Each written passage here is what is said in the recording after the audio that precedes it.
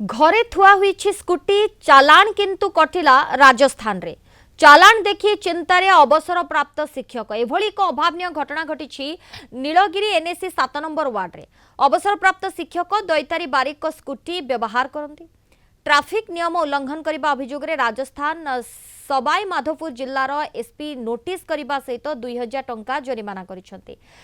संपृक्त शिक्षक चिंतार पड़ जाइछन्ति। Scooty number किए और कहीं व्यवहार कला तार तदंत से दाबी करुछन्ति। मोबाइल को मेसेज आसला जे मु ओभर स्पीड रो गाड़ी जाउथिला एटा मु पूजार उठी देखिली जे से मेसेज टा को मु राति के कहली अपन देखलो कोन आसी ना पे या होची कोन स्पीड रिहल आसला बोले मो घर का घर गाड़ी अछि मो घर मो गाड़ी अछि आ मु ए बेले कोन स्पीड रो मु जाई नै ए मु जते बेले मु गाड़ी रो लेके जाए तते बेले मैक्सिमम 35 किलोमीटर न 30 35 25 ए मु स्पीड रो जाए मु कोन स्पीड रो जाई नै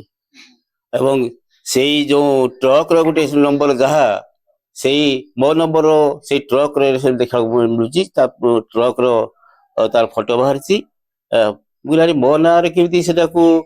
से ट्रक रो लागे मो ना रे मो देखा को मो नंबर से लागे तार जणा बुची जे मोर नंबर ता गाड़ी नंबर ता को मिसयूज करा होची।